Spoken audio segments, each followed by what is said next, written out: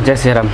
ये एक हमारे पास स्टार्टर आई है समरसेबल का 30 एम्पियर कैपेसिटी 500 वोल्ट का। यहाँ पे आपका वोल्ट मीटर लगा हुआ है। ये फ्रेश स्विच वोल्ट मीटर के लिए होता है। एम से भी एक लगे हुए हैं जो कि आप 32 एम्पियर के इसमें कैपेसिटी वाले लगे हुए हैं। और ये स्टार्टिंग है, ये ऑफ ही तो आप जानते हैं। इसके अंदर की बात करूँ तो इसमें प्रॉब्लम यही है कि ये कभी चल रही है कभी नहीं चल रही है, यानी कि कभी समरसेबल ऑन हो रहा है कभी नहीं हो रहा है, और कभी ऑन भी हो रहा है तो भी नहीं चल पा रहा है। तो आखिरकार ऐसा क्या, किस कारण से प्रॉब्लम ऐसी आती है, चलिए इस चीज़ को आज विशेष रूप से समझेंगे। सर्वप्रथम तो हम देते हैं इसमें सप्लाई, और सप्लाई देने के बाद थोड़ा सा इसका मीटर भी अभी काम नहीं कर रहा है, मीटर को भी हमको टेस्ट आउट करना होगा। फिलहाल हम तो देते हैं इसको सप्लाई और देखते हैं कि क्या ये ऑन हो पाती है कि नहीं हो पाती है। हमने सप्लाई दिया और इसको प्रेस करने से हमारी कोई भी एक्टिविटीज़ नहीं हो रहा है। जैसे अभी देखो तो वोल्टेज का बात करूँ तो 200 वोल्ट हमारी परफेक्ट बन रही है, लेकिन जैसे देखो अभी ये अभी कभी काम कर रहा है कभी नहीं कर रहा है। जैसे देखो अभी काम कर लिया, दिख रहा है। जैसे अभी देखो अभी रेड वाला ही काम नहीं कर रहा है, यानी कि मतलब कभी कनेक्ट हो जा रहा है कभी डिस्कनेक्ट हो जा रहा है, कभी कनेक्ट हो रहा है कभी डिस्कनेक्ट हो रहा है, कभी कनेक्ट भी हो जा रहा है तो भी समरसेबल नहीं चल रहा है, ओनली वन वाइब्रेशन की आवाज़ें दे रही है। तो आखिरकार ऐसा क्यों प्रॉब्लम होता है, किस कारण से होता है, चलिए मैं इस चीज़ को दिखाने का प्रयास करता हूँ। सर्वप्रथम आप स्टार्टर को ओपन करोगे तो इसमें आपको दो कैपेसिटर देखने को मिलेंगे। एक 72 FMD के जो कैपेसिटर लगे रहते हैं ये आपका समरसेबल के लिए होता है, समरसेबल 3 HP के लिए होता है।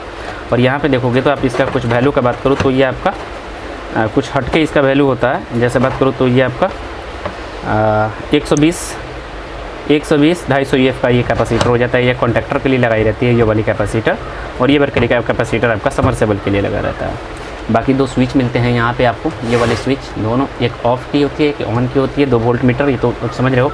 और यहाँ पे एक TC लगाई रहती है जिसमें कि आपको 5 TC की लगाई रहती है, जिसमें आपको 2 इनपुट मिलते हैं इस साइड, और 3 आपका ये कलरफुल आउटपुट मिलते हैं, जो कि आप same to you same connection करके आसानी से इसको समझ सकते हो। फिलहाल इसका कनेक्शन पूरा चेंज हुआ है कहीं दूसरे जगह, बट हमको उससे मतलब नहीं है। प्रॉब्लम हमको ये चीज़ चेकआउट करना है कि आखिरकार हमारी समरसेबल ऑन क्यों नहीं हो रही है। एक चीज़ तो ये मैं अभी भी आपको बता दूं कि इसका समरसेबल का वायर आप देखोगे, थोड़ा सा कॉन्टैक्टर में जो वायर लगे रहते हैं उस कॉन्टैक्टर का वायर का आप हालात देखोगे तो कितना रद्दी टाइप हो गया है, यानी कि पूरी हीट होकर के आपकी तार बरक चुकी है।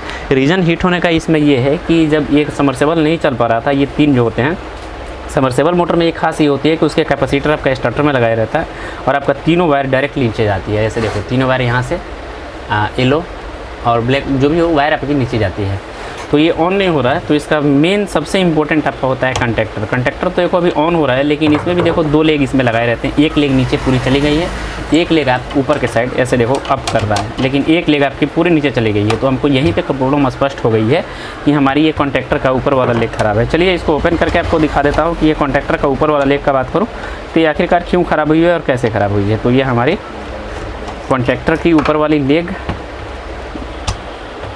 ऐसे देखो खुल गई है। बाकी इसमें जितने भी स्प्रिंग वगैरह लगाए गए रहते हैं सारे की सारी टूट चुकी है। दूसरा चीज़ ये भी बता दूं कि इसमें एक PVC के लगाए रहते हैं इस तरह की सीट, जो कि आप देखो इसकी मुँह का गाड़ी पहले ही झड़ चुकी है, और सेम टू यू इसी टाइप लगाए रहते हैं स्टार्टर के नीचे। यहाँ भी इसका भी मुख टूट गया है, जिसके कारण से ये वाली पत्ती जो है ना आपस में कनेक्ट नहीं हो पा रहा है ठीक से, जिसके कारण से हमारी समरसेबल ऑन नहीं हो रही है। जैसे बात करूँ तो अभी ये इसका जो कैपेसिटर का पॉइंट होता है वो डायरेक्ट होता है, लेकिन जो दोनों वायर की जो सप्लाई होती है आपका जुड़ा रहता है। तो चलिए हम इस चीज़ को अब कॉन्टैक्टर को चेंज करने वाले हैं। कॉन्टैक्टर की कैपेसिटी का बात करूँ तो कॉन्टैक्टर की कैपेसिटी आपका स्पष्ट रूप से आपको नहीं दिखेगा, लेकिन 32 वोल्ट की यहाँ पे कॉन्टैक्टर की कैपेसिटी आपकी इस पर लिख रही है। 32 वोल्ट वगैरह जो भी इसका इंट्रोडक्शन है इसी पे लिखे रहते हैं। तो हमने कॉन्टैक्टर देखो तो सेम टाइप हमने कॉन्टैक्टर भी इसे खरीद लाया है। ऐसे देखो ये कॉन्टैक्टर हमारी 40 एम्पियर की हो जाती है। ऐसे देखो तो हमने 40 एम्पियर का आप कॉन्टैक्टर इसमें हम यूज़ करने वाले हैं, जो कि 32 एम्पियर की पहले लगी थी, लेकिन अब इसको हटा करके अब 40 एम्पियर का कॉन्टैक्टर इसमें यूज़ करने वाले हैं, जो कि काफ़ी हेवी टाइप होता है। 30 एम्पियर इसकी लास्ट कैपेसिटी है, लेकिन अब कॉन्टैक्टर में 40 एम्पियर का यूज़ करने वाला हूँ, जो कि आप देख सकते हो। ये हमारी कॉन्टैक्टर 40 एम्पियर की। दूसरा चीज़ ये जो कि सबसे फर्स्ट में हमने दिखाई है, जो दोनों लेग वायर होती है ये दोनों ऊपर के साइड उठी रहती है, और जब ये मतलब खींचती है ना तो आपस में जाके टच कर जाती है ऐसे। तो ये हमारी तो हो गई कंडक्टर आप किसी भी शॉप से खरीद सकते हो। इसको कसने के लिए आपको क्या चीज़ करना होगा, चलिए मैं आपको बताता हूँ। एक चीज़ ये भी ध्यान रखते हुए चलना है कि कंडक्टर में 2 इनपुट पॉइंट होते हैं। यहाँ से डायरेक्ट AC के इनपुट पॉइंट होते हैं, और यहाँ पे भी देखो तो नीचे के साइड डायरेक्ट AC के इनपुट पॉइंट है। तो इस चीज़ को जरूर ध्यान रखना चाहिए कि इनपुट पॉइंट किधर है। तो हमारी इनपुट पॉइंट इधर है, तो हमको इस कंडक्टर को इस साइड ऐसे कसना होगा। चलिए फटाफट से कसते हैं। और दूसरा चीज़ कि इसका कनेक्शन करने के लिए एक चीज़ ये ध्यान रखना कि अगर आपको समझ में नहीं आ रही है तो बट ये देखिए एक वायर खोली यहाँ पे कॉन्टेक्टर रखा और दूसरा वायर यहीं पे, जहाँ से हमने मतलब जिस पोल से हम खोल रहे हैं सेम टू उसी पोल में हमको इंजेक्ट कर देना होगा। अगर ये आपको समझ में नहीं आ रही है तो, हालांकि हम लोगों को तो इस चीज़ की पूरी नॉलेज होती है कि वायर हम एक साथ पूरा खोल सकते हैं और पूरी वायर को एक साथ कनेक्ट कर सकते हैं, बट आपको बताने के लिए ये चीज़ मैं कर रहा हूँ कि ये कॉन्टेक्टर आसानी से इस तरह से खोली जा सकती है। दूसरा चीज़, अगर आपके समरसेबल के साथ समरसेबल आप चेक करवा लिए हो कि आपकी समरसेबल सही काम कर रही है, तो उस टाइम में आपका ज़्यादा कॉन्टेक्टर ख़राब होता है।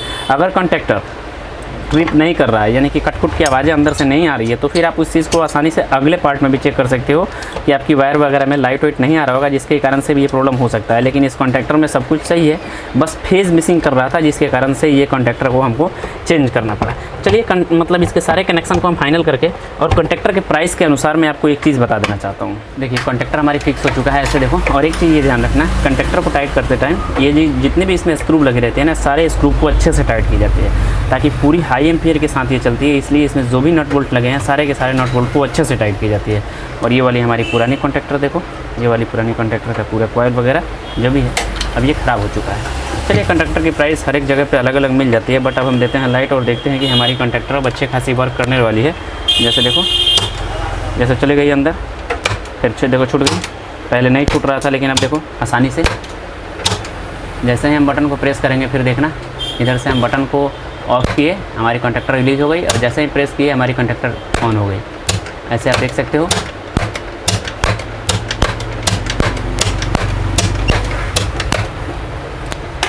चलिए हमारी अब स्टार्टर पूरी बन करके तैयार हो चुकी है।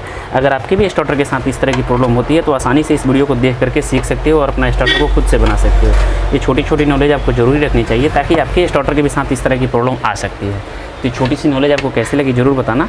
अगर ये नॉलेज अगर आप रखते हो तो किसी भी मैकेनिक के पास जाने से बच सकते हो और 1000-1200 की खर्च इसमें आसानी से आ सकती है। तो ये छोटी छोटी नॉलेज आपको कैसी लगी ज़रूर बताना। मिलते हैं जानकारी के साथ, आपका भाई प्रिंस। जय श्री राम।